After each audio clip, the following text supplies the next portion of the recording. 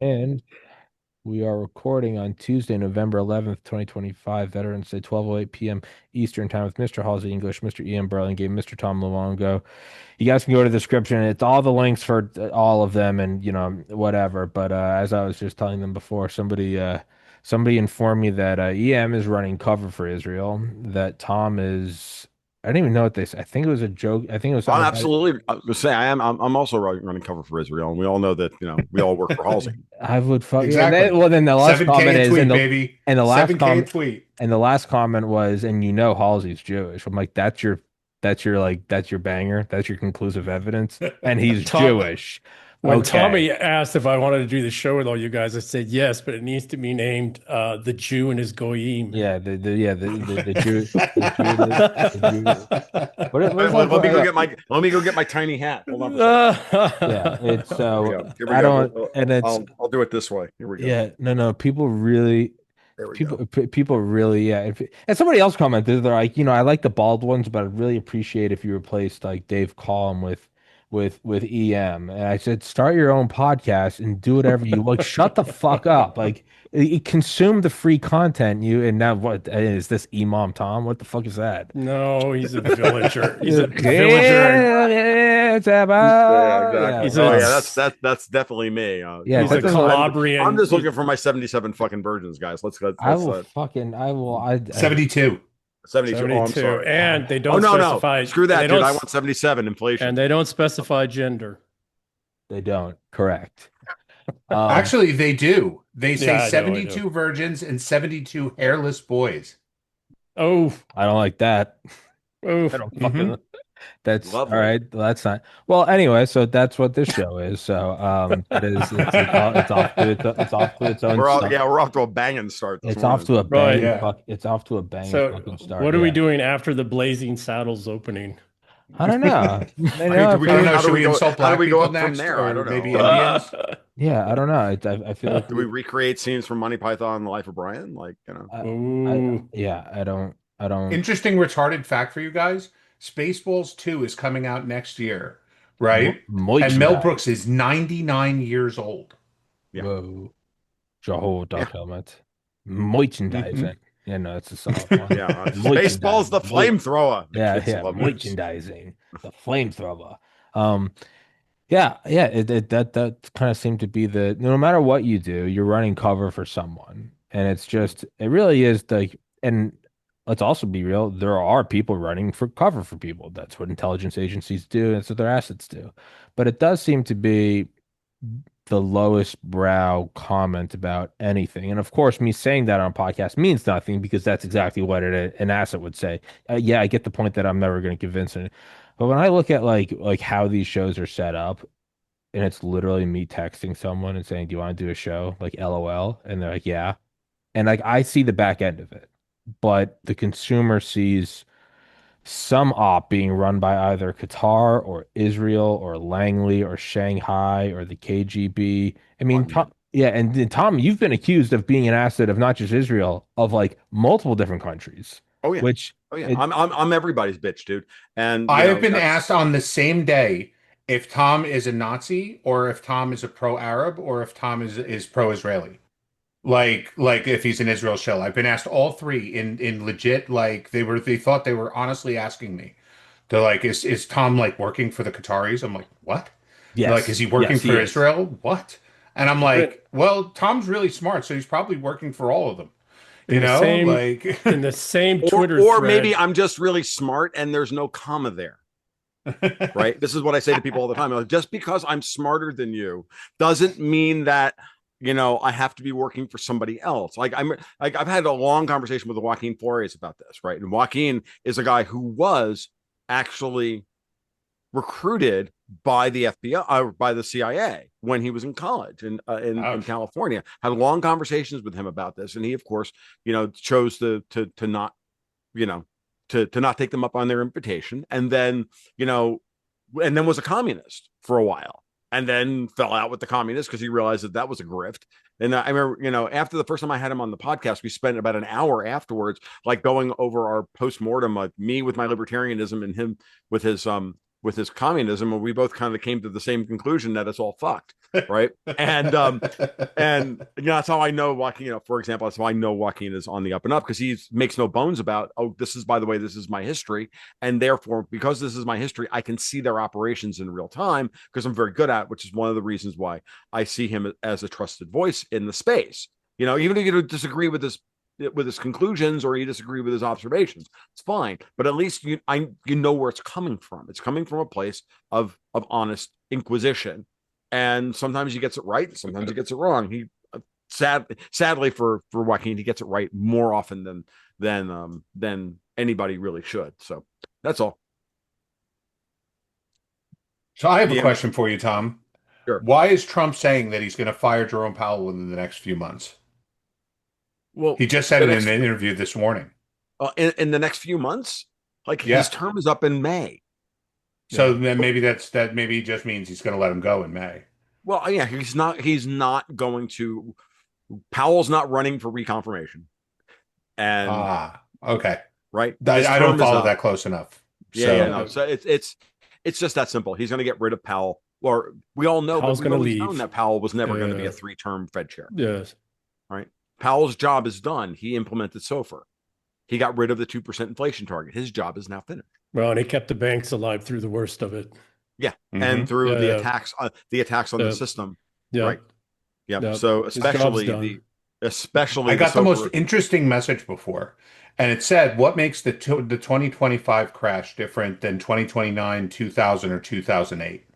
And they said that in each one of those crashes, one specific sector of the economy was in a bubble and basically exploded. And this time, all three are in a bubble. That's stocks, mortgages, stocks, housing, and bond. And went into a very lengthy economic discussion about it. But I was like, I never even thought about it that way. So a lot of the tricks the Fed has that they've used to prop up the economy in the past, I don't know if they could do it again. I don't know that they necessarily need to. That's the bigger question. The big question is that who was directing the capital into that particular sector and then pulled all their money out all at once. You have to start thinking. You have to go back over our history and start thinking in terms of it being actual, honest to God vandalism and financial attack, as opposed to just the consequence of poor policy. We've all and that's where I know, Halsey, that's where you and I, we cut our teeth on thinking along those lines, and I've fully shifted now into everything is an attack and vandalism.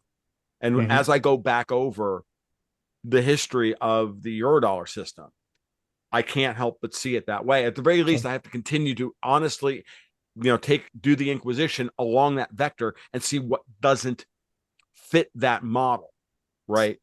Which is why, of course, sometimes I look like a shill for Israel, and sometimes I look like a shill for the Russians, and sometimes I look like a shill for the Fed, yada, yada, yada. But all I'm doing is doing what you do. I'm like, at this point, I'm fully in the tank for fuck Britain. I want to understand the limit to which their power has expressed itself in American financial, fiscal, and foreign policy over the last 75 or 80 years. I may overcorrect, right? Right. And I get yelled at by Dexter White about this all the time behind the scenes, which is fair. That's his job, is to keep me on track. I'm okay with that. But just so you know, that's the situation. So if that makes me look like a shill, well, then I am, and we'll just move on. And I'll take my 30 pieces of silver, my $7,000, and I'll, I don't know, I'll buy your 72 virgins. Fucking cold up here. So don't forget your 72 virgins. No. The Fed isn't.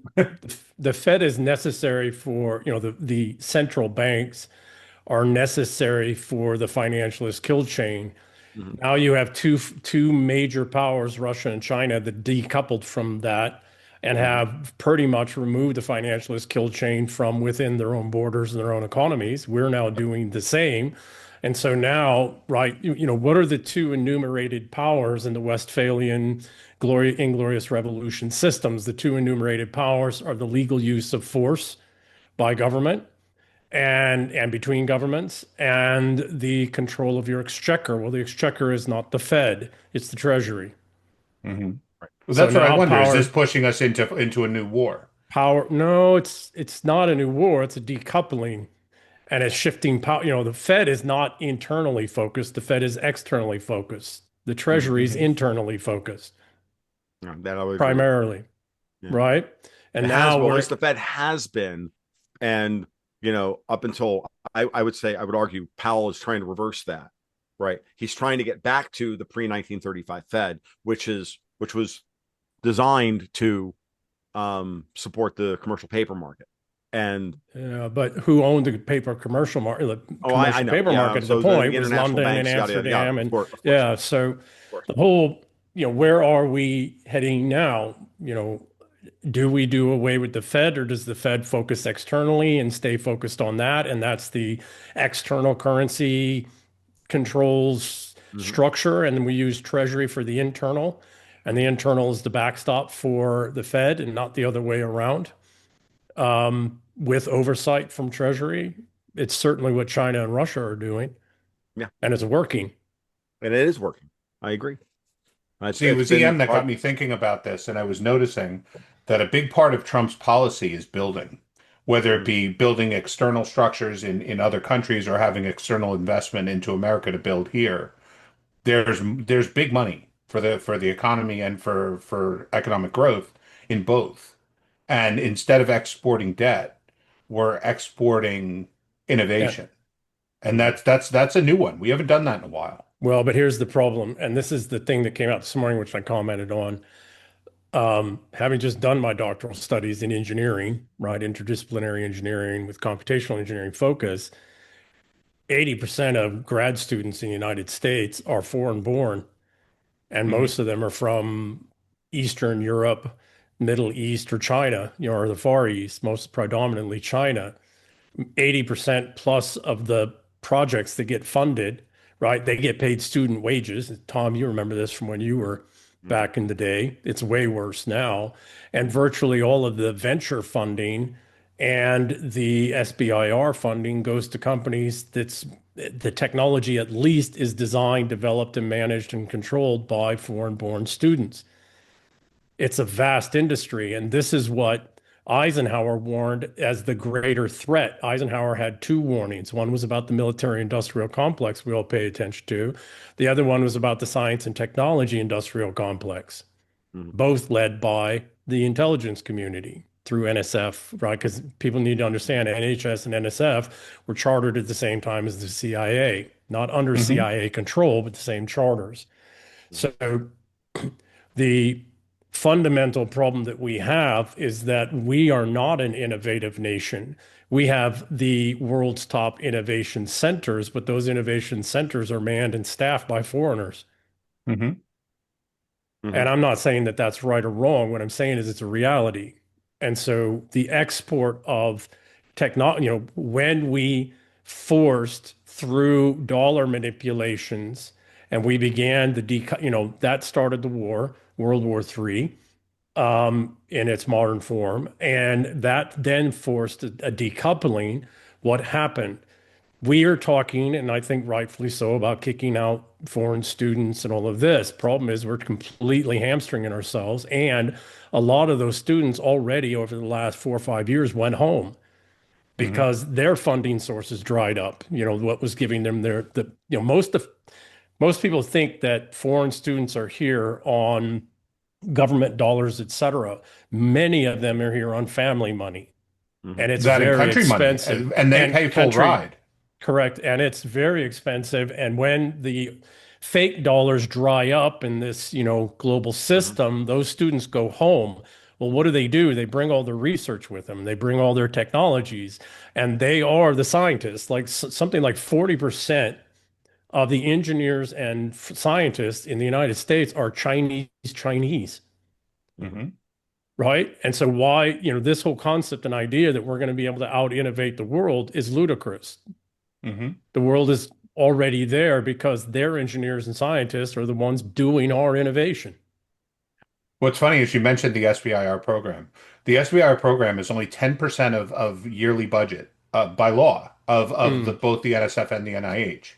So these companies here can hire a Chinese engineer to build something or a Chinese scientist to build something, get the funding for it to build as a small business interest in the US, and then get the bulk of the funding outside of the country through the R1 process, which is the other 90% of the Correct. budget. Correct. And it starts So, even earlier because they use the grad students, master's and doctoral mhm. level and some post-grad level at university prices, which are, for all intents and purposes, just above slave labor, right? hmm Slave And wages. that's a completely separate program from SBIR called Correct. STTR, where they give Correct. it to a small company and then that company transfers the Correct. technology to a for-profit Correct. concept. Yep. Correct. And there's a whole cottage industry out there of individuals who help get those loans. And I'm one what of them. is, I did it for 15 years. For oh, 15 years, I interesting. helped companies get And those you have grants, to so I work know on all a this. whole charter of lists. These are the only things approved to get the funding, et cetera. Well, the rest of the Hmm world isn't limited by that either. Yep. So, and terribly sorry, Tom, I'll turn it over to you, Oh, but you're good. You're good. my, I don't know any of that. I don't know anything about this stuff. oh, I'm it just blew my mind when I enjoying it. went No, go into for my it. doctoral studies here. Um, we need to stop thinking we're going to innovate our way out of this. We're No not. way. Mm. But I don't know. I'd kind of want a builder there because there is an immense amount of building we got to do. But then we got another problem. The building we need to do is infrastructure and not housing. But Hmm most local governments are all about housing and couldn't give fuck all about infrastructure Right. because they don't make money off infrastructure unless it's some revenue generating thing that they can sell bonds about, sell bonds to. Yep.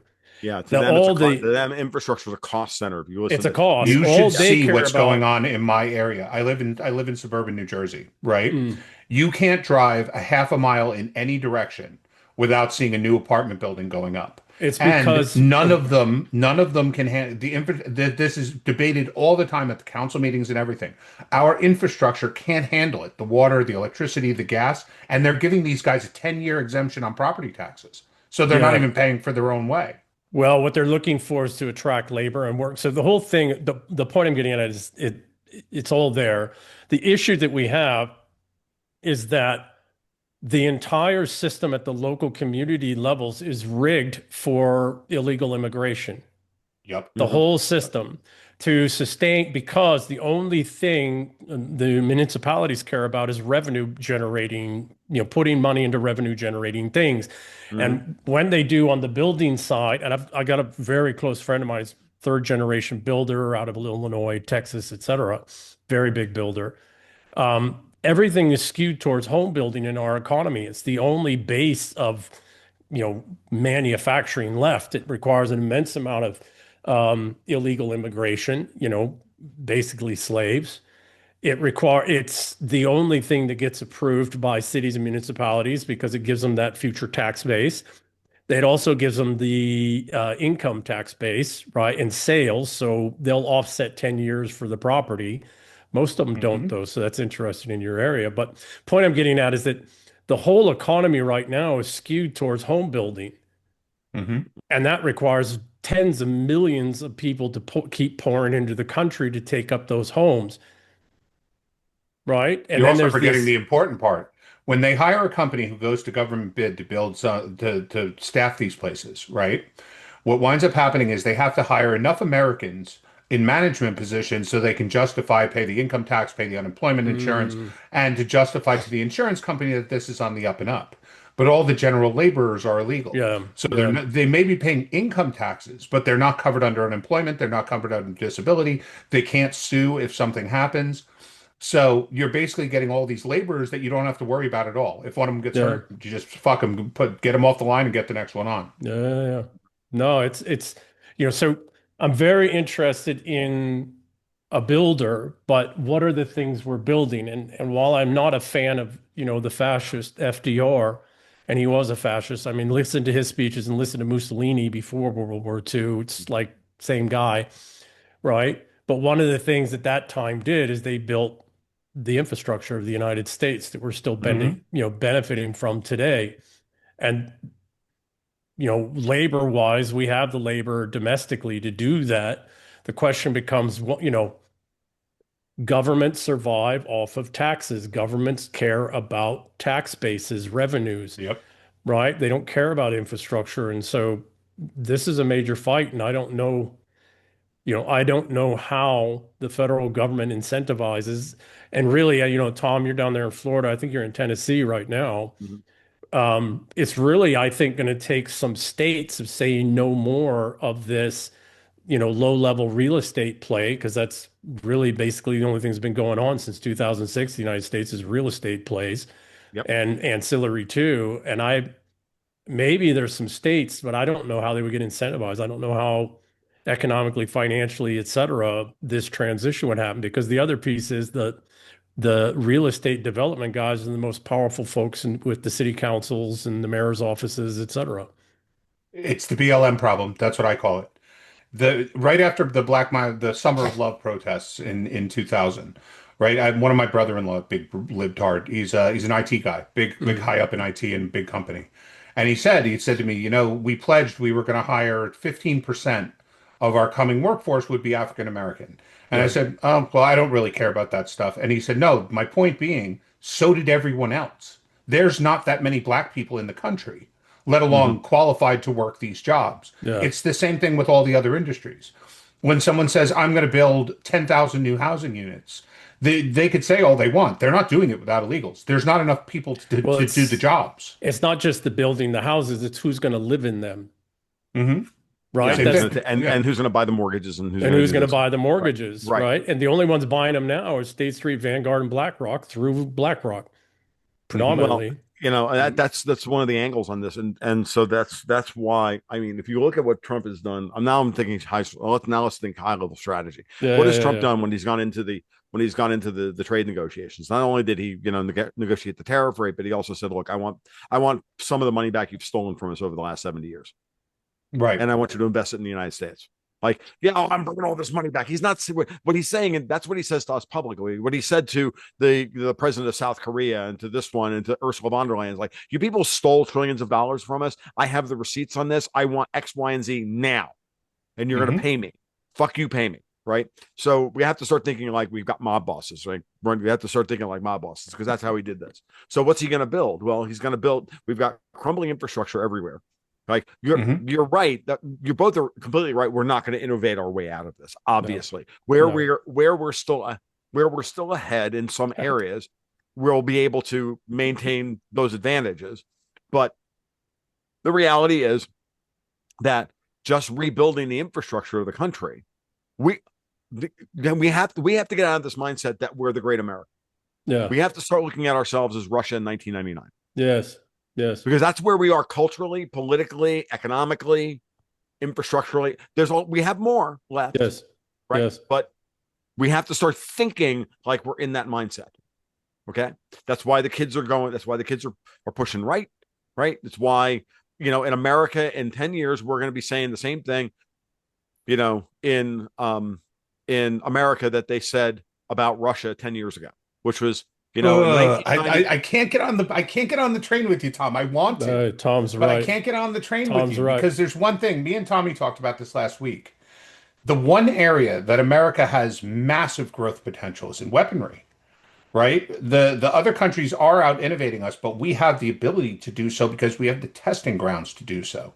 We have the deep water navy that can test naval weapons. We have the air superiority that can test. Yeah. And what I'm saying is that the room to innovate with private industry, like Tesla, like places like Raytheon, like places like that, is there. No, Not it's saying not. that. No, it's not. It's there. I'm not. I come from the military. Let's not make this a black and white issue. Yeah. Can't innovate. Okay. Can't. There's going to be areas where we're going to be innovative, and there's going to be areas where we're not innovative. And the question is, how much is this capital that's going to be deployed? How much of it is going to go towards innovation versus infrastructure? And I totally agree. But let's pause because I want to hear from there. But Halsey, you need to understand what you just said. What you just said is we keep the world at war so that we can continue to innovate and have a major industry in the United States. Sure. That's what you just said. That's the most I didn't British say I want shit that I've to ever happen. I'm heard saying out it of is your what mouth. happens. Well, it's not working anymore because look I what just agree. happened with all of our advanced technology in the Indian-Pakistan conflict, which got shut down pretty quick because all of our Western tech got undone by China like that.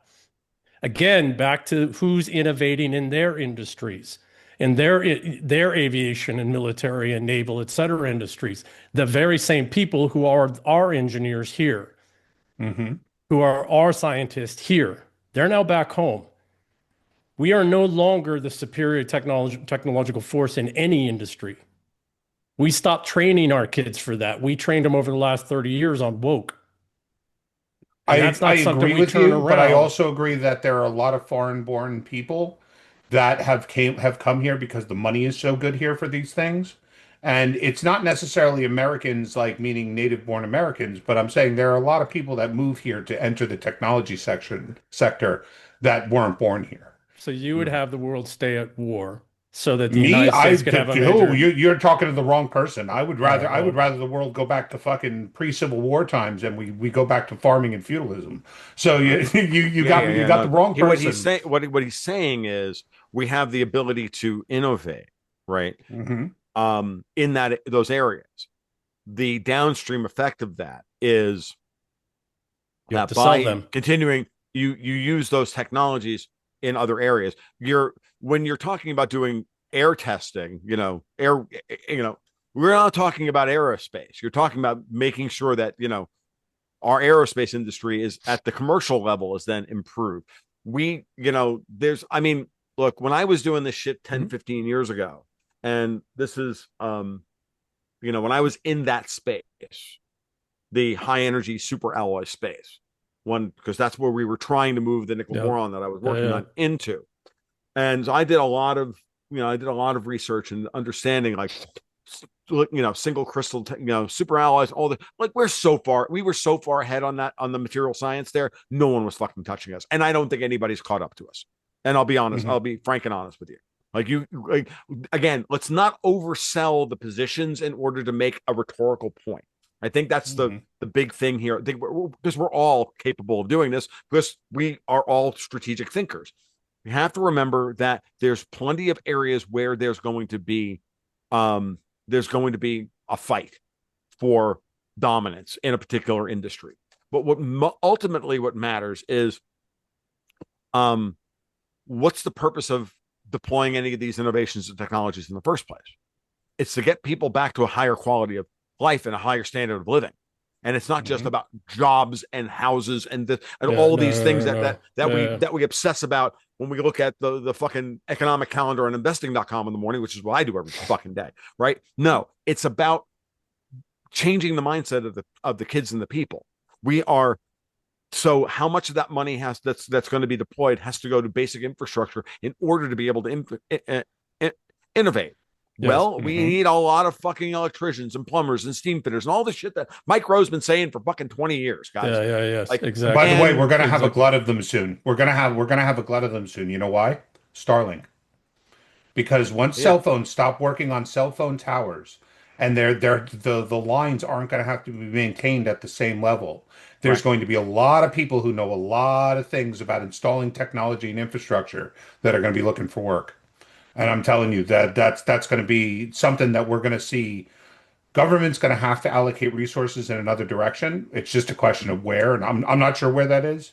But we're getting to the point where cell phones will not operate on cell phone towers for much longer. There's no reason. Which I'll be honest with you, which would be a great thing, and it gets rid of a lot of NIMBY and a variety of things. And so there's a lot of shit happening here. There's a lot of things are moving quickly, and so. But what we should be focused on now is how do we stabilize the cultural? I'm focused on stabilizing the cultural imperatives at this point. You've got to stabilize the generational divides. We have to get the trust of these kids, because they're being radical. They're being offered two radically different on the surface, but exactly the same forms of nihilism. See, I'm with you. I'm with the M on this one. I think, and maybe I look at it from a different angle. I see the ethnic violence aspect, but I don't see it as North versus South Civil War. I see it as Bloods versus Crips.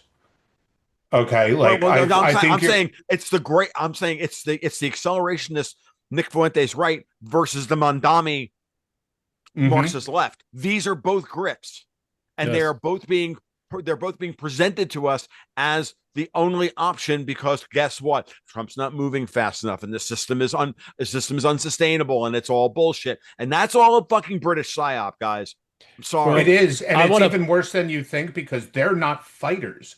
Right. These people, the Groypers, the communists, they're not going to fight. They Right. don't know how, and they're too big a bunch of pussies to do so. They Well, love sitting online and causing shit, but they're not going to go out and fight. The No, people that are going to they're fight are when Trotsky and Lenin. right? But the people that are going to fight are the massive Hispanic population that's here that really isn't bothering anyone, to tell you the truth. I'm not talking about the illegals, I'm talking about the legals. Right. Okay? They're not bothering anybody, but they're getting brought into this kind of ethnic quarrel where they Mhm. want to say, like, we play baseball too. You know, like it's yeah, but we're not so so give me a second, gentlemen, sure. and Tom, to what you're saying, and you, Halsey. The problem that we are having, and I think Tom, you and I talked this before, Mhm. is, and maybe in our private phone call, but there is only so much can be done at the federal government. Sure. And we've all been conditioned for the last 40, 50 years to always look to government, federal government. Hmm. Not only is there a limited amount they can do, they're not supposed to be doing these things. And what Mhm. we're not Hmm. hearing, because the power blocks in the different states are still all at war with one another and with, their future, what America should be. And because of that, you have very few states, even there in Florida, that are actually doing the things necessary to connect with the center of their, 50% of their population, Mhm. of the young, by figuring out how do we fight this home builder thing as the only industry, how do we expand industry? How do we reach these kids? How do we, you know, all of these types of things have to be innovated. I don't remember what it was, but there's a map that's like there's really 12 United States that break down by ethnic ideology, cultural ideologies, et cetera. And I'm not seeing anything. I still see two things, particularly amongst the wealthy elite families that I talk to, who are still virtually all of them are just out of it. They either think it's all going to collapse and they want to survive, or they think it's all going to be saved by the government, whether it's this government or another one. But what I'm not seeing is the same similar complexity and sophistication of effort that's happening under the current administration at the federal level, both internal to the United States and externally at the states levels. And until we No, see that, you're going to have this siren call of these two camps, agreed. No, right? I agree. You know what? I agree with you. Oh, go ahead, Tom. I was going to say, yeah, no, you're right, and that's what the op is. The op is to break these states up and to Correct. like all of a Correct. sudden Democrats are now talking about states' rights, Yes. Hmm. like Yes. for the first time Yes. ever, right? Yes. Ever. Yeah. Even in the run up to the Civil War, Uh, they were not the states' rights guys. Like, you know what I mean? Like, no. So Hmm. like think st- about it. Like they've now decided that they're going to try and die on the hill of turning Trump into Lincoln, and they are. And I'm still like when you get into the Anglo-Dutch mindset, it's all about geography. When you look correct. at the map of the United States Correct. and you look at where the Democratic governors Yeah. are, and you look at where Venezuela is, and you look at Cuba, and you look at what's left, it's very clear Trump and company understand that they are running an operation to seize all the ports, and they're trying to protect the Panama Canal and the Mississippi River Valley. We do not have a Monroe Doctrine if we can't control. We don't own the two Pacific and Atlantic Ocean security buffers if they own all of the ports along the coast. Hmm. Bingo. That's the piece I wrote, Yep. right? So, Yep. at the federal level, they're doing everything that they can. What does concern me is that I'm not seeing, like Florida's a key state. Texas is pretty much lost. If you look at these things that are happening in Texas, it's like it's very different in California or New York. It just wears a different face, right? Wears cowboy boots and a cowboy hat. But if you look at the politics and you look at the business and you look at everything else that's going on, it's basically New York or California. Well, that makes sense. They had to take the Gulf of the Gulf of America. So, you know, um, the reason that this psyop, this war fighting, here's the two camps, here's the Germans, here's the American, or whatever, right? The Allies, the Axis. That's what this Groyper and whatever the hell this, communist thing is. It's the same It is. It's thing. fascist versus communist all over again. Exactly. That's the book I wrote, The Eternal War. There's two factions of resentfuls. One is straight up National Socialist, and the other one's straight up Marxist, communist. And they're at war with one another, and they're trying to draw everybody into those camps. Well, the reason the PSYOP is working, the British, Anglo, Dutch, Vatican operation is working, is because the states are not, the elite in states are still so caught up in state level warfare and, national level warfare. They're not paying attention to their own communities. I mean, I look here in Idaho, right? Idaho. And we've got these communities of Muslims and others dropped in rural fucking northern Idaho. What the hell are they doing up there? There's no industry up there. There's no, what there is up there? A fuck ton of natural resources and hydropower, right? And here's where I have the problem, though, with what both of you are saying. Is it's not that I disagree with you, but the Constitution of the United States did one thing for the government that made it different from all the others. I say this all the time. We have to hide our socialism, right? Because there's too many safeguards against just straight up implementing it. So we have to hide it, right? What do? We don't give away welfare. We give people tax breaks that are high and above what they pay in taxes. So you wind up paying negative taxes. It's the same thing as welfare, right? But there's two states that are trying two different things. And you mentioned them both. You have Florida, where they're showing you the kind of more libertarian thinking.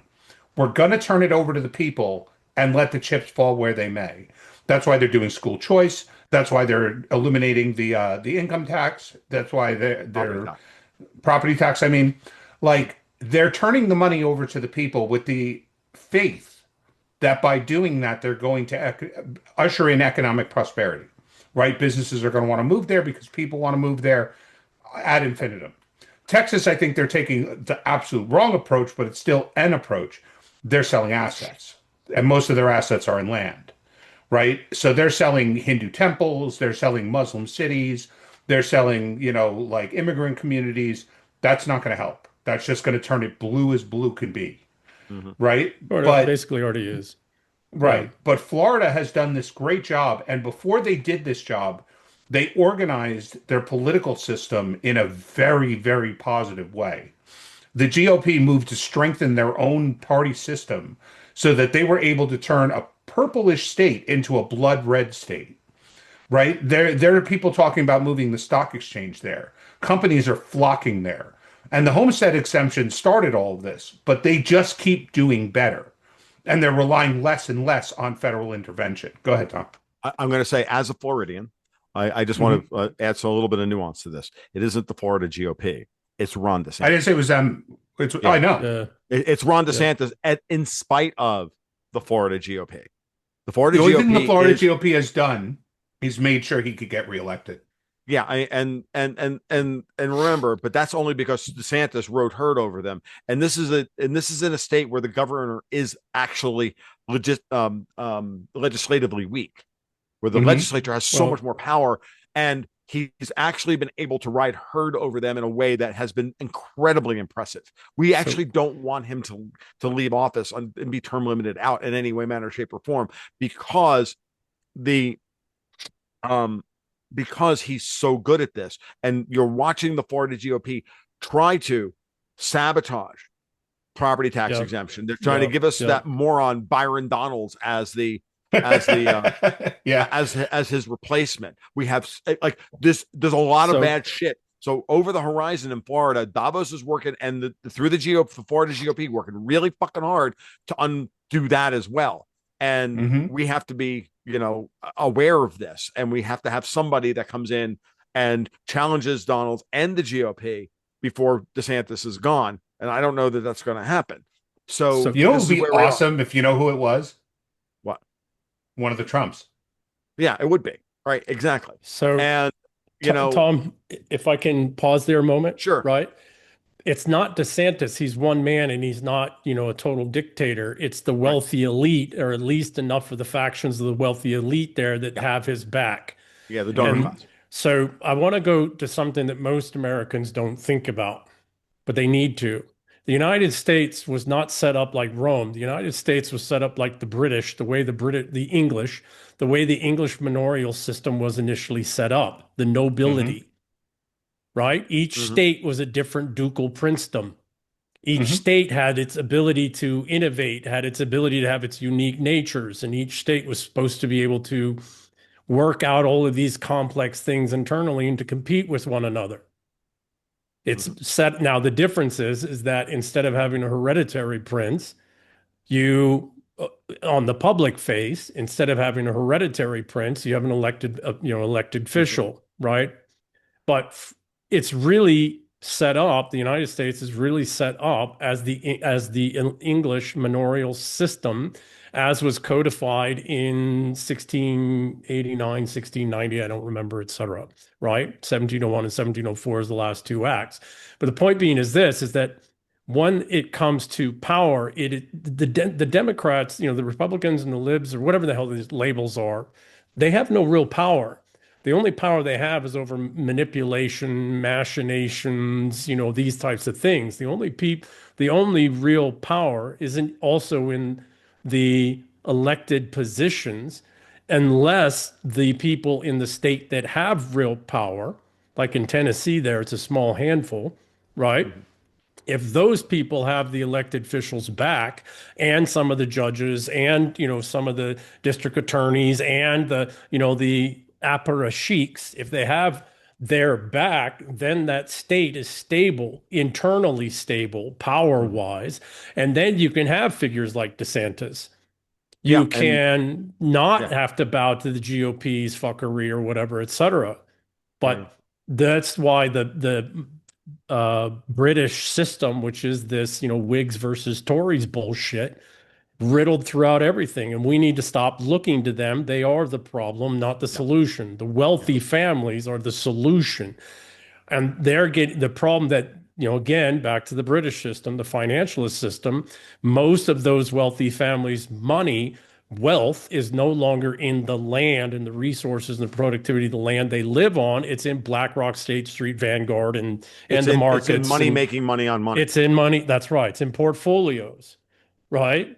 And so looking when thinking ahead about Florida, right? As a thing, then what you have to realize is that the power in the long rectangle of Broward, Miami-Dade, and West Palm, or Miami-Dade, Broward, West Palm going north, have fundamentally shifted, and they've shifted into a different, because the shift, quote unquote, right from a purple state to a red state never really happened in Florida. What happened was we got fair elections. And we actually got real data as opposed to fake data. Correct. Okay. California would be the same, by the way. California would likely be the same. New York would be New York would absolutely be the fucking same. So would probably New Jersey and a few other states. So this is the thing. Who the hell knows what at this point, like, there's a lot of these places. So this is why the shutdown. So it was interesting. Like, the shutdown is going to end here, or at least start to end. And you realize that, like COVID, this shutdown was hitting on like 5 or 6 different vectors all at once, right? It was slow down the IPO of Fannie and Freddie. And then, of course, by definition, then bank and credit application reform that was necessary in order to start getting credit into the hands of the lower and middle classes, so that they can free up the cash flow to actually start the American rebuild of the American dream through infrastructure jobs, right? That's one. The other one is, of course, stopping the Clarity Act, which would then give the Treasury more power over the currency than taking it away from the Federal Reserve. I know you and I disagree on where the long-term thing for crypto is, but in the end, that's what the Clarity Act is for. Genius and Clarity together are to create a modern digital version of greenbacks, okay, which is Treasury money, not central bank money. And then the second, and then that's one vector. Then there's the next vector, which is, can we slow down? Can they slow down and the reforming of Obamacare and pharma and Maha and all of this stuff? So you start going through all of it, and you're like, Oh, yeah, they had to do this. And of course, voter ID, national voter ID, national Paper standards for elections, ballots. Yeah, yeah, yeah. all Yeah. of this shit. And not that I want to have national control over the elections. I would like the states to act like Florida. Fix your fucking voting system. Okay. And everybody who doesn't want to live in a state with unfair elections moves. Yeah, Right. But we you're all gonna have know to that deal with the that's you're gonna but have to then deal we with the have to fix the, cartels. but then we Yeah. have to also fix the statistics system, which counts the illegals as part of the fucking census. The 2020 census needs to be removed and redone yesterday, Yeah. which Trump will do if he can get it through. But he's got a bunch of fucking Jacobins in both parties. And unfortunately, our system does not allow for Trump to be a king. I've got a question for both you gentlemen, So, right? Um, which just jumped out the other side of my head here. So the Jacobins, the amendments. There are amendments that we're going to have to make, and they're going to have to get through. We are going to have to fix the gaps in the 14th Amendment around apportionment that you just touched on, Tom. We're going to have to fix some gaps in the That's not 19th true. Amendment. The 14th Halsey, Amendment doesn't have to be fixed. It's a law that was written. The Voting Rights Act is what the 14th Amendment is implemented hold through. on a second. Hold That on, can be Halsey. changed. What is apportionment? Apportionment does not clearly distinct native-born Americans, non-anchor babies, etc. So the language of so there are amendments that we are going to have to revisit. So we're going to have to do some additional amendments that fix gaps in the Constitution. That's to be expected. Nothing's perfect. The enemy always figures out gaps and holes, right? And that's going to happen I'll at say to states this, levels you're too. both correct. The short Yeah. term, you fix the Voting Rights Act. The long term fix is to Correct. clarify Constitutional. apportionment. Yeah, yeah, I agree Right. with that. Yeah, no, I totally agree with that. The other thing that we need to take into account, like Arizona has been going the way it's been going because the cartels in New Mexico as well, West Texas, Southern California, et cetera, those votes are going the way they're going. We can clean all this other stuff up. They'll still go the way they're going because they own, and most of Nevada, because the cartels threaten the judges. The cartels threaten the elected officials. They threaten so we're going to have to deal with this organized, transnational fourth generation criminal gang issue, or we're still going to have problems with elections everywhere. Yeah, no, I agreed. Nothing is going to be an easy fix. Straight Like line, that's yeah. right. Nothing is going to be an easy fix, but you fix what you can, and then because like we're so on a knife edge right now because of the way the electoral system is so freaking corrupt that what should have been a 40-seat majority in the House and a 9-seat majority Yes. in the Senate after Trump won is a 3-seat in the Senate and 2-seat or 3-seat in the House. Yes. They did that on purpose. They realized immediately that we knew exactly what they were doing. I could see it on election night, for fuck's sake. They made Trump the president and then they stole a bunch of fucking House and not just seats. at the federal level. Look at all the states levels, Sure. city levels, county levels, all over the country. Agreed. Yeah. So now if you can fix, even in this situation alone, if you fix 3 states, you have a durable political advantage that you can work off of. I'm gonna go put myself on mute for a minute. I'm gonna go take the dog outside and hang the dog. He's like dying. There's been a lot of interesting things that if you pay attention to Florida and Texas, what's going on, you can learn a lot as to just how smart their leaders are. And for me, it's because I study the Middle East. Texas is So losing. Texas is getting losing. killed. Texas is the wrong way to do it.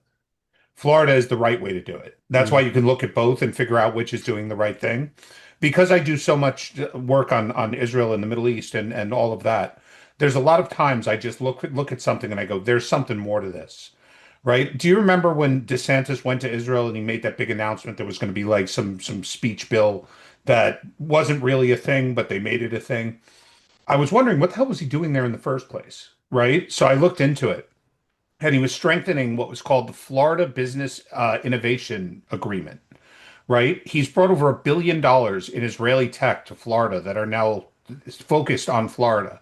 It's brought in a massive amount of taxes and it's brought in a massive amount of investment.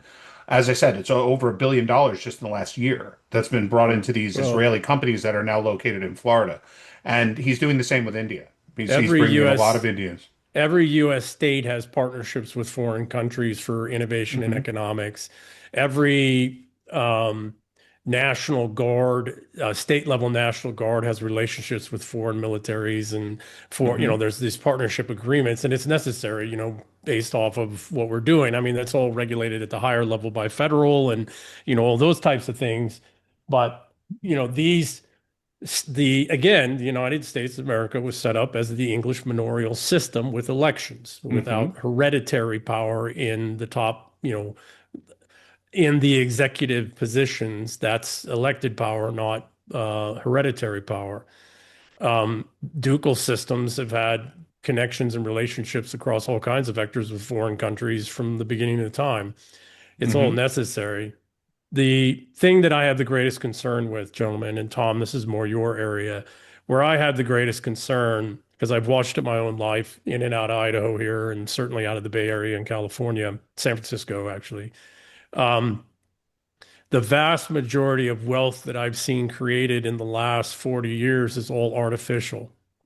It's all money on money, and it's fake money. It's not even money on real money. It's money on what I call unearned liquidity, right? Mhm. It's not revenue-based, productivity-based liquidity. It's No. this whole artificial liquidity. And so the I have watched elites and states, and this has happened on purpose, right? I've watched it go from landed resource productive based wealth as the wealthiest people in the state to this money on money people. Mhm. And I saw it here Hmm. in Idaho first in Sun Valley back 30 years ago when I lived there, and private equity guys were moving there because it's an Hmm. extraordinary place to live. These guys provided nothing to the state. And then they start buying up, all kinds of things with their fake money, et cetera. So what I'm concerned with, Florida's not my thing. Idaho, California are my thing. Somewhat Washington, Oregon. My family built the Oregon country, right up into British Columbia and Alberta, et cetera. Um, what I am concerned with is I'm not seeing these wealthy elite people realize how close they are to revolutions in their own states. Mhm. I don't see him realizing the two socialist camps, the Groypers and the Mhm. Marxists, whatever, arguments. And I'm watching here play out in Idaho, even in rural Idaho. And the local elites are not paying attention. Why? Because their wealth, the vast majority of their wealth, is money on money. It's Hmm. fake, right? And it's horrible here in Idaho. We have an immense amount of natural resources. We have one of the, and Tom, you're the one that first mentioned this a couple of years ago. We have one of the largest oil and natural gas untapped fields in the entire CONUS. We have, we could, like Norway, why is Norway so wealthy? Because 98% of Norway's power generation is all hydro. We have Hmm. the same geology here, and until just the last few years, we provide all of our own power.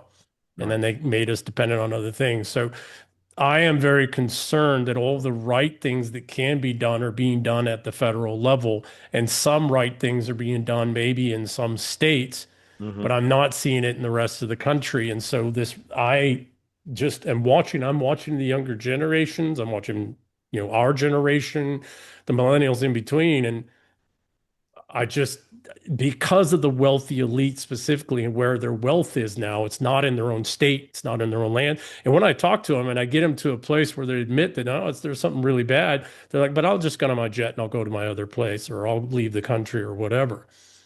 Hmm. Right. And it seems like we're still inexorably walking towards a revolution. I'll No, answer no, that if Tom doesn't want to, but yeah. what's that? I'm sorry. I said I want to answer after you do. I wanted you to go first because I want to hear what you have So to say about that. what he's saying is a real issue because when you talk about the industrial wealth that existed in the past, it existed in real assets, Yes. Mhm. right? And And if productivity. you Yeah. right, Yeah. and in the end of the day, and this is just a sad reality, when you have assets, you can't fuck with the government enough because if you do, they'll fuck with you back, and you'll start losing like they'll break up your companies. They'll take your assets and turn them into eminent domain. You name it, they'll regulate you right out of existence. Mhm. Right? You can't screw with City Hall. The private equity guys, the guys that are buying up and making all these billions of dollars on paper, have nothing. They don't even have actualized wealth. right? All their wealth is on Everything's paper. stolen. It's all stolen. Right. Just straight Exactly. up. It's all been made through weird derivatives and PE investments and all kinds of fucked up financial system instruments that enable them to be ghosts. Okay, because if they ever screw with the wrong person and that person comes back at them, like you said, they're on a jet, they're in another state in 5 minutes. It was this as if they were never there, Yep. right? So the problem is that, and I don't know, I personally don't know if we can stop this, just so you know. I'm not suggesting that I have a solution. Oh, we can. The problem is that every time the market gets propped up on these weird derivative investment instruments, right? And then it crashes everything and we go, holy shit, we can never let that happen again. They just figure out how to do it in a different way. I'm not sure we can stop that. And We can. Tom, I want to hear what you have to say, but if I might throw one thing in there, there is a solution. It's called the Sherman Act. And you go after these massive private equity funds and these investment firms with antitrust. The laws are on the book. Now we might need to update I'm some not things sure how and you dust can it do off. that, though. You go after them for antitrust. You go after them for dominating entire industries. Or you go- 98% of the or- markets are controlled by 3 companies, which one of those companies is owned by the other 2, Yep. right? So Tom, yeah, sorry, go ahead. I was going to say, I mean, it's probably a stretch to be able to do that. All 3 of those companies that you talk about are also that you're talking about here are also balance sheet leveraged in ways now that they've exposed themselves to northeastern real estate, residential real estate at levels that that I've been predicting BlackRock was going to go down on their small balance sheet versus their BlackRock is a tail that wags the tail. BlackRock is the flea that forces the tail on the dog to wag. Okay, that's what BlackRock is. It's a $55 billion company in terms of shareholder equity, maybe 60 billion. I haven't looked at their latest quarterly report. That controls $9 trillion worth of assets and puts their guys on the boards of all these companies because they're voting our proxy. Same thing with State Street, same thing with Vanguard, and all this shit all over and over again. And Larry Fink is, of course, the Jew you're supposed to hate. Right. And and while we don't know does anybody know who the CEO of State Street and Vanguard are? I don't, but we all know Larry Fink's name. Yeah, because he's the hired help. Because he's upper management. Because he's sitting at the table. He doesn't own the table, but he sits at the table. No. He's just he's been promoted from middle management to upper management. He thinks he runs everything. When the real upper management is now looking at, I've been saying this for years, they're going to look at him and go, okay, Larry's getting a little too big for his britches. We need to knock him down. How do we do it? Well, we have our boy at the Fed, Powell, doing exactly what we need him to do, which is to drain the world of dollar liquidity. One of the counter effects of the shutdown was that Bessent was adding all of this money into the Treasury General account. He's got over $1 trillion in the TGA right now, and that money wasn't flowing out through the normal pathways out through into the system. So that's what caused, SOFR to blow out over IORB the other day. Everybody was like, oh my God, there's a repo crisis and blah, blah, blah. No, it's because there's no fucking money flowing through the system. But guess who's getting fucked by that worse? It was $30 billion in our system. There's $130 billion in the British system, Bank of England's banking system. Okay. Yeah. And one of the things that I've been thinking about recently, this is where we have to start really putting our strategy hats on. And especially when I watched Scott Bessent on PMSNBC tear them down over asking him about the $20 billion bailout to Argentina. And he's like, I'm sorry, do you know what a currency swap is? Yeah. You know what a swap line is? And he's like, dude, that's not a bailout. Like, we made money on this. We're like, it's a repo, or we're getting paid to provide them dollars while the Bank of England was attacking our ally. Okay, that was the subtext. You get to see it on his face. He's like, we made money on this. What are you talking about? This is money I don't have to raise in the debt markets now. So shut the fuck up and stop sucking limey cock. Like that's what we need to. That's what needs to happen here. You can't say that, but it would be hilarious if Bessent actually did say it, since he's gay. All right, but that being said, let's get back on point. What's really on point is that if you look at what happened, let's go back to the tariff tantrum earlier in the year, right? So the Bank of England, the Bank of Canada ran a massive operation attacking the SOFR markets during the days up to and through the end of synthetic LIBOR on March 31st, and then Trump's tariff announcement on April 2nd.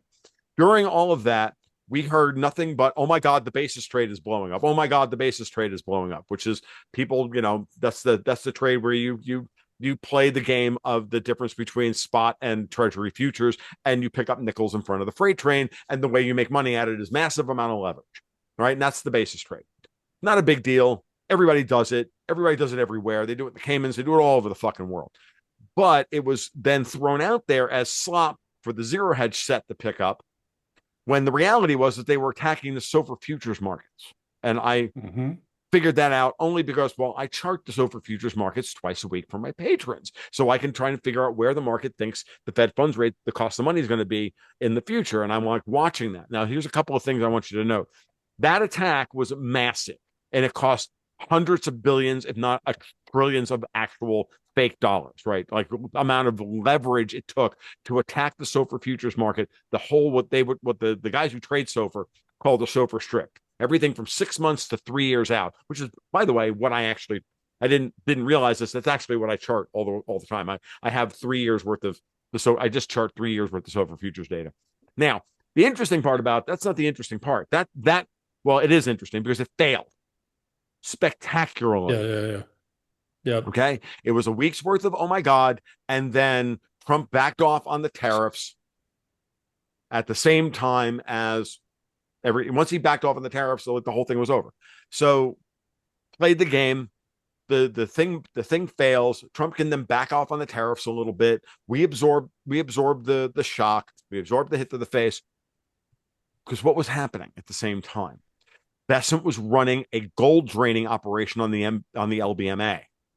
There was a massive run on copper on copper futures in July. Copper hit a high of $5.95 a fucking pound. If you look at the July monthly bar, I was just doing it this morning for my weekly podcast for Newsmax. I forgot that this bar was this retarded. Copper traded in a 30-day period from $4.30 a pound to $5.95 a pound. Okay, in one fucking month, and in the process ended down. Yeah, because it broke the dependencies. Because London had to stop that from blowing up, or the LME would have fucking went bankrupt in July. Yeah, and it broke dependencies. What I'm getting at here is that what would have been oh my God, we had to paper over an attack in March, April, would then turn up as a normal 6 month later. Nothing's fixed, nothing's changed, and by October we're going to have another, an aftershock 6 months later. SOFR crisis of 2019, COVID shock of March 2020, repo shock of September 2007, Bear Stearns vaporization March 2008. These things happen whenever the Fed has to come in and try and stabilize the markets, meaning the Fed was always playing defense. Yes, because it didn't have a treasury reactionary defense. And now we have a treasury going on offense when the Fed is playing defense. And that's why Andrew Bailey, I think there's going to be a credit crisis in the United States really soon now because of X, Y, and Z. And that was the other thing that the shutdown was supposed to create.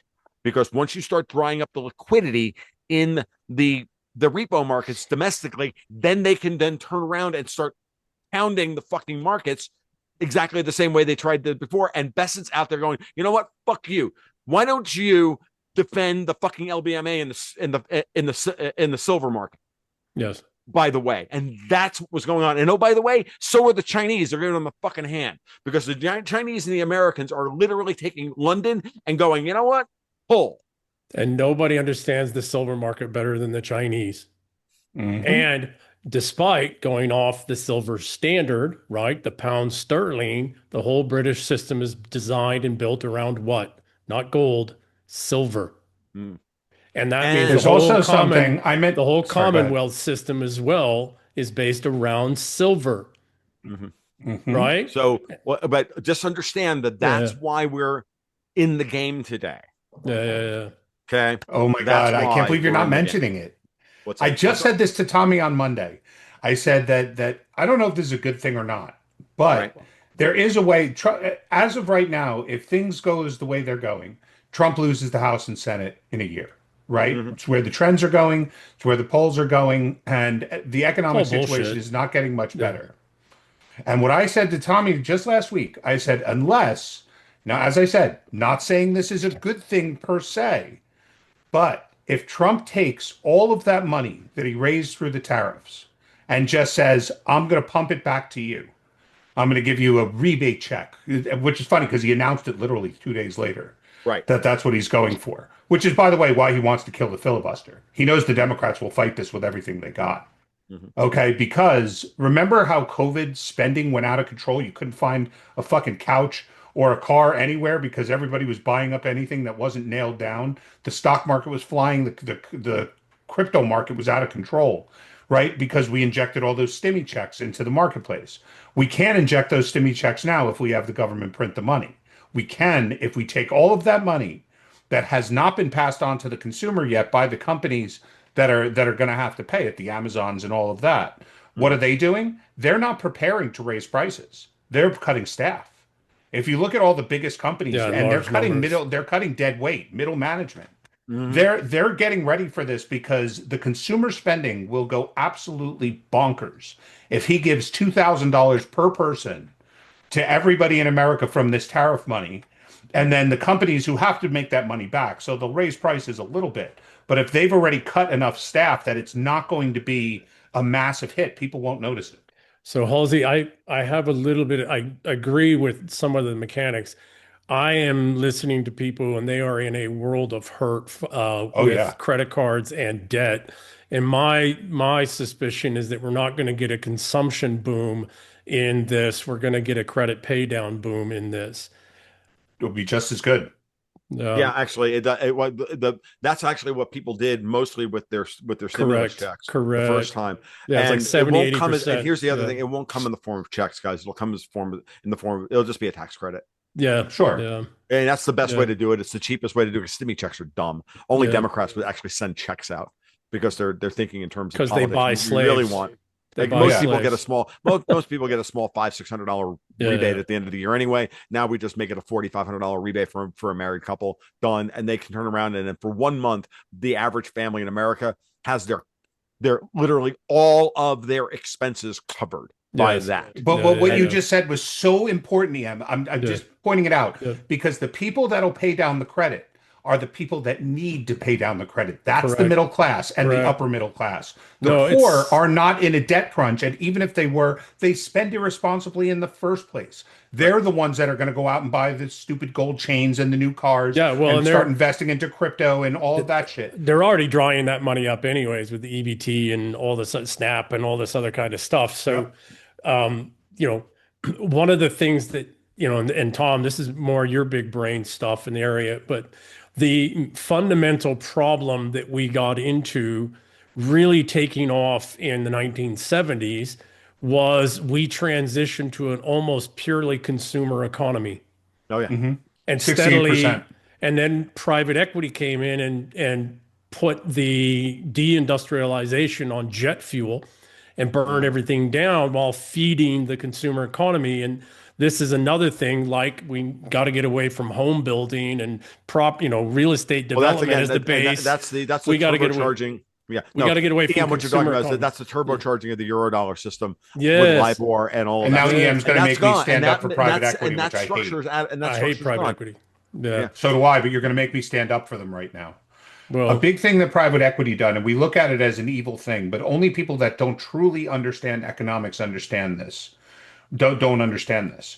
When a private equity company comes in and they buy what seems to be a profitable company, and then they rip it up, they sell it off piece by piece, they take their profit, they move on. You say, "Oh my God, they're vultures." Most of those companies were not going to make it 10 years.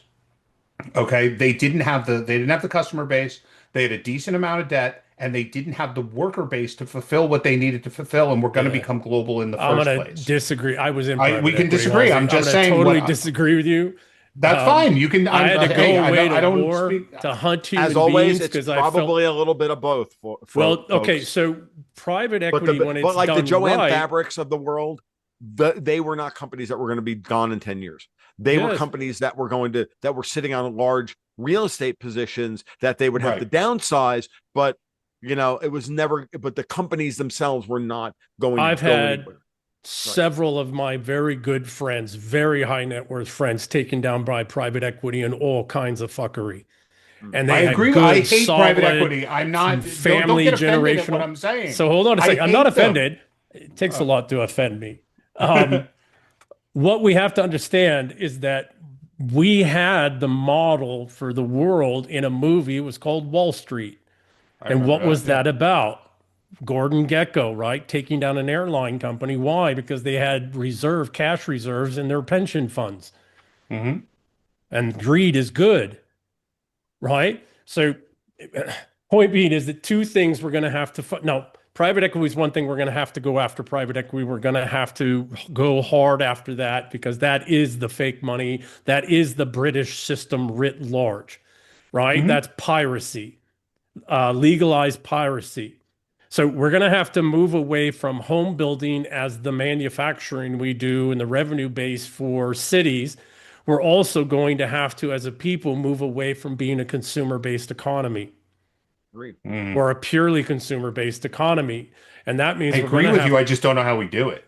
Well, that's okay. And I don't have the answer either, but the consumer-based economy, very much to what Tom's saying, is what feeds the Eurodollar system. It's what feeds it's what, if you don't produce 50, 60, 70% of what you use and need, then you're siphoning off, how much, okay, let me put it this way. I know how we get there, guys. I can give you the answer. Okay, we'll give you the answer. Ready. It harkens right back to a conversation that I had with Alex Craner about 6 weeks ago, maybe 2 months ago.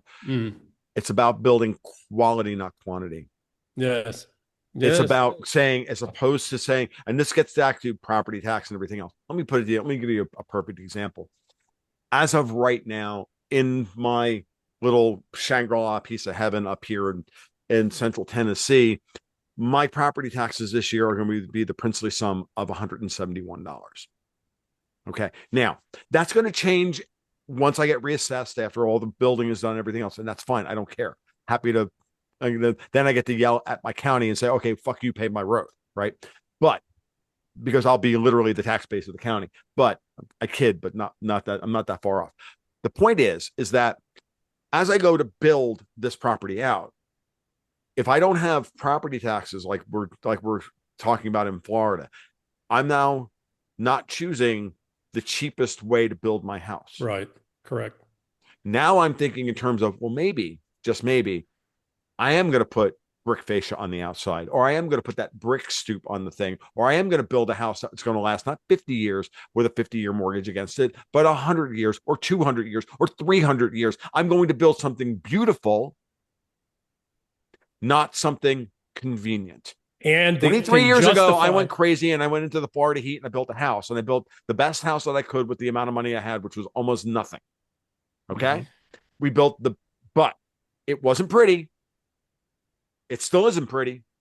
So property values, but it was ours. Now, if I didn't have property tax, if I didn't have 65 or 70% of my fucking income going to a pay-as-you-go death tax called Social Security, fucking retarded goddamn Obamacare premiums, Medicare, income tax, state income tax, county tax, the sales fuck tax, all these people. If I'm not paying 70% of my fucking income to these people, I'm building a stone house. Okay. So with granite countertops and hardwood floors, and not a stick frame house. It used to be that properties appreciated in value because there was value in them across centuries, across generations and centuries. Now all the property value increase is trash. Meanwhile, the house is physically depreciating. Yes. To nothing. Now we're building. It's no different. 20-year houses. We turned housing into the car market. Correct. And this is the only flaw with Trump's plan of a 50-year mortgage that I don't like. Is that I know I do. I actually understand exactly why he's doing it at all. And again, it all depends on term. And we'll have that conversation in a minute. Because right now we're already, if you do 30 years, gets access to that money. Yeah, but hold on a second. You buy a house for $500,000 and you do a 30-year mortgage. How much are you paying for that house over that full 30 years? 3 You're going to times. pay, depending on it all depends on the interest rate. If it's Of course, it 3%, depends it's on. It less than doesn't double. matter. It doesn't matter. No. It really So- doesn't matter. Everybody who takes a mortgage is basically taking a 50-year mortgage already. Because you know why? As soon as your kids are ready for college, you're taking another mortgage on your house. As soon as you hit some kind of problem, you're taking a mortgage on your house. I'm telling you, that's that's been the thing That's an the whole interesting time. point. That's an The only interesting difference point. is that you signed the 30-year right up front and you just kept taking seconds and third mortgages, which you couldn't predict the interest rate when you would need it. Whereas now you know the interest rate going forward, and if you want to take a HELOC, you can take it at any time over that 50 years, or you can just refinance it straight up and take it over that 50 years. And now you don't have to worry as much anymore because your original mortgage is still with the original company. You're paying less per month on the original, and you know the interest rate going out for 50 years. So anything you tack onto it is not tacking on uncertainty. Here's another angle on another very well said, Halsey, by the way. More and another piece of this puzzle is that I also think, and this is now speculation on my part, but given the way Trump is structuring all this, and given about what he's thinking about in terms of Fannie and Freddie, the IPO, this, that, and everything else, he's going to subsidize those mortgages. How are you going to get private equity to put skin in the game? He is going to offer these mortgages at sub-market rate only to certain types of home buyers, meaning young people in a new home, first-time home buyers, this kind of thing. And it's going to be at a subsidized rate, and he's going to jack their fucking taxes up on everybody else. He's going to make them pay a higher cost of carry on the capital so that the young people are paying 3% on the note. And if private equity wants to get into the real estate game, they're going to have to pay 5%. And guess what? And if they grow the value of the property through rent and everything else, fine, great. Then you're going to pay you're paying a higher tax rate because you're paying corporate income tax plus everything else. And that's going to be a wealth transfer from them back to the lower middle classes. That can be structured. You also do, you don't, I don't think you have experience with this, but I assume that EM does. I do as well. There's also another aspect of this. Okay. A lot of the mortgages that originate every year, whether it be through Fannie and Freddie, whether it be through USDA, come from the VA. Veterans mortgages is a huge industry. Okay. Wow. And that boosts recruitment, which is one of the things he's been trying to do the whole time. Because and you'll start seeing the ads soon about join the army and you can get a house for a point below prime. And then what happens is the government does the subsidizing. They'll do the tax thing for the private equity and those guys, but right. they'll do and everybody wins if it's a Fannie, Freddie, or Ginnie Mae loan because they're going to pay that $50 or $60 a month insurance premium, which is going to go right into their coffers, which will then set up the mortgage-backed security market. Fannie and Freddie, when they go fucking public, this is another thing that no one is talking about. But I've talked about it with a couple of friends of mine behind the scenes, and we've tried to figure out how we can get Fannie and Freddie from making $30 billion a year net profit to $75 billion a year. You want to know how they do it? It's the simplest thing in the world. Who is the market maker? Who runs the exchange on mortgage-backed securities? Fannie and Freddie. Do you know what their listing fee is for listing your mortgage-backed security on their exchange? 0. Do the math. Look at the volume. They charge 10 fucking basis points, and they go from $30 billion a year to 70. Guess what happens then? Fannie and Freddie are now no longer a $500 or $600 billion company when they hit the table. They're now a $3 trillion company paying a 5% dividend. Guess who Trump can sell all that 80% stock, common stock to? The fucking life insurance companies and the entire insurance and mortgage reinsurance industry. Guess what? That's further literal points off of your fucking mortgage because the friggin' part of that fucking payment's coming back to you as a goddamn dividend. Okay. You know what else you're forgetting too? And that's the only brilliant thing that fucking FDR did. There's another thing you cut me off a little bit. The one thing that the USDA, some of the FHA, and all of the veterans loans have in common: no PMI, no down payment. No down payment. So a fixed rate. And another thing is also you only have a $5,000 fee, which goes back to the program itself, so that they can keep subsidizing the program. Yeah. So that's big for kids. For young kids coming out of college or to join the army, they get college paid for, no student debt, and they get a VA mortgage with zero down payments, no PMI. Guys, I got to jump off here. Yeah, I got one last fine. question. I got one last big question for you guys. Okay. The other one that we have out there is the $2 trillion in student loans that's just destroying people. And how do we structure? I think they should all be forgiven. Well, I don't know. I don't know if it's forgiven. Whoa. I thought I was going to have to be the shithead that said it. Well, I've been saying it for 20 years. Dude, I've been saying this is longer than you and I've known each other. If you pay back more than the I thought I was going to have to get everybody hating on me for saying it. Well, here's my thought on that. I don't know that we do. One, I don't think politically we could do it. I don't think we excuse it. I think what we do is we do something like Kennedy's civil service, Peace Corps thing or something here in the United States. And you do it because if you're a 100% disabled veteran, you'll get your student loans excused. Now, here's what the VA is doing to fuck with you. The VA won't give you 100% unless you claim PTSD, and then you get red flag laws. No, and all that's this not other true. kinds of That's not true. I'm telling you, I have a loan, and it's not true. My father doesn't. My father owns my house. He doesn't have PTSD. He was never injured in the line. Hang on a second. I'm talking about getting 100% rating. Have you ever served in the military? Do you have a disability rating from the VA? Because that's what I'm talking about. Halsey. I understand that. My father served. So. I'm telling you that and I just went through this coming out of special operations. They won't give you 100% unless you claim PTSD, because then in most states they can hit you with red flag laws and take your weapons from you. The VA also won't do it because of political bullshit, because 100% disabled veterans get their student loans excused. So what are they doing? They're making sure guys get 90% disability and not 100%. So that they still get that big nut, $2 trillion getting paid for every fucking month. The point being, though, is that we use the VA model where guys and gals that did service can get their student loans excused. We got a lot of civil servants.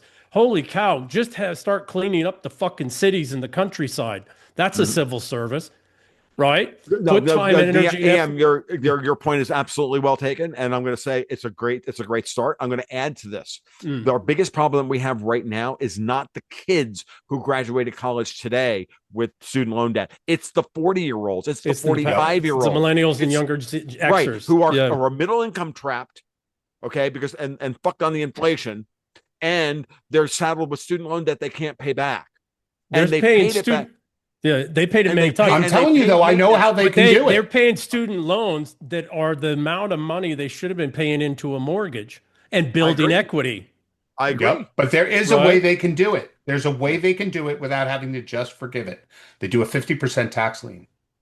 So that what happens is that whenever you get a tax return, 50% of it goes to pay your student loans. If you don't get a tax return, then nothing goes to your student loans, and they're just forgiven. That's not even. Sorry, man. That's not even close. My student loans are $1,000 a month. I'm not saying it ever gets paid off. I'm saying it just gets I would do civil service. We need civil service anyways, because we need recommitment to the country. This gets us away from the groypers. It gets us away from the Marxists. Gets us back to a recommitment to our civilization, our country, our people. And you use that as a way through certain amount of time and effort, et cetera. You excuse the student loans. I'm terribly sorry, guys. It creates government bureaucracy. It creates huge. We already have all the bureaucracy. We already have it. We can argue about the implementation, but the basic understanding is that at the very least these need to be written down to a certain degree. That's right. It needs to go. Yes. Terribly sorry, guys. Argue about specifics about I got to jump. Yeah, man. It's been awesome. Take care, guys. Happy Veterans Day. You as well. Bye-bye. All right, guys. Well, I guess we'll wrap it up. Yeah, my fucking camera shuts off. Well, the last thing I wanted to say, Tommy, before we pop off, is that there's another angle on the whole getting kids into homes thing, which is that FHA mortgages are assumable. And that when you get rid of all these H-1Bs and all these illegals who the Biden junta gave out, all of those mortgages, if they're starter homes and they're in that $175,000 to $200,000 range, they can all be assumed. And I'm telling you, a young couple, like $3 over minimum wage, can afford that house. Yep, that's what I did. That's what I did. Yeah, that's what I did. That was my first. My first mortgage was an assumed, it was an assumable FHA mortgage. It had a balance of $49,000, $49,320 and change. I actually remember that number. I think it was $49,320.68 was the balance. My My first mortgage payment was $432 and change. I think it was $432.15. And I was the primary breadwinner. My wife was working full part-time, going back and finishing up her degree. And we still had a roommate. Okay. I couldn't afford more than $300 a month. Okay. That's where we were, but we did it. And everybody could do it. And somebody started, and a young couple starting out who don't have children yet, but they've got friends they got a friend who needs a place to live. They can get one of these houses at $175,000, $200,000, little 1,500 square foot, 1,400 square foot starter home, right? 3% on the mortgage, $650 a month, PITI all in, $850 plus PITI plus Fannie and Freddie, $800, $850 a month. You got a friend to come in and buy a room off of you for $300 a month. Yep. All of a sudden, you're looking at a $500 a month mortgage, and who gives a shit whether it's a 50-year note, 30-year note? It could be a 150-year note. Who gives a shit? The issue is with the note is that the bank doesn't want to fucking give you more than a 5-year balloon. That is the standard for mortgages around the world. A 5-year balloon. You pay on it. You pay on a 15-year amortization for 5 years, or a 30-year amortization for 5 years, and then the balloon payment comes due. And if not, then you roll it over into the new interest rate. And if you don't think that the fucking central banks don't know when and how to raise and lower interest rates to get people sucked in on one end and then fucked on the next end, again, that's the Bank of England model, motherfuckers. That's the thing that has to end. And that's what they don't want us to have. They don't want us to have, as Palsy pointed out earlier, interest rate security going forward, cash stream security. What is the bane of investment, folks? I say it all the time. Insecurity. Uncertainty. So when you look at the oil markets moving 7.5% of price every fucking week, and you're ExxonMobil, what are you thinking about? You think you're going to go take up that high risk operation out in the Gulf of America, offshore big? No, you're not. Why? Because you don't know what the fucking price of oil is going to be next week. Because the financialists over in fucking London are bombing the goddamn price every other fucking day. This is what's got to end. And this is what I outlined earlier about the whole, well, if they were going to attack our markets after the tariffs went into place, so we attacked the LBMA and the LME. The goal of that is the Chinese and the Americans are the Chinese are the industrial power, or the industrial power of the world. The United States wants to go back to being another industrial power of the world, and so do the Russians. They want to become an industrial power as well. How are they going to do that if London controls the pricing of all the strategic assets necessary to build an industry? Yep. They can't. So if you want to understand why the United States and China would be incentivized to work together to fuck London, I just laid it out for you. It's not that goddamn hard. Amen. You're so right. On that note, and on that bombshell, it's time to end, I guess. And Tommy, it's great talking to you, man. Hey, man, no, dude, I enjoy, dude. I have to carry. No, Tommy's the best, man. He's like, "Hi, how are you I guys know. doing?" No, I have to carry most shows. It's so nice to just like get in the passenger seat. So I'm not kidding, dude. It's so nice to just be like let you guys. It's a nice break. So trust me, it's. Well, if you ever want the formula, it's take a Brit, an Italian, and a Jew, and put them together and see which one of them shuts up first. I promise you, it'll never happen. Mix it It'll up. never happen. I was gonna say it. A Brit, Italian, and Jew walks into a bar, and nobody can tell the difference between the three of them. Yeah, they're all drunk and won't shut the fuck up. Yeah, well, I'll upload this right away. Everybody listening, go to the description, go follow the Twitters, go follow all the links are in there for everybody, all that shit. Gentlemen, thank you so much for your time, and let's definitely do it again. Anytime. You, all right, guys, appreciate it, thank guys. you so much. Thanks. Thanks for watching.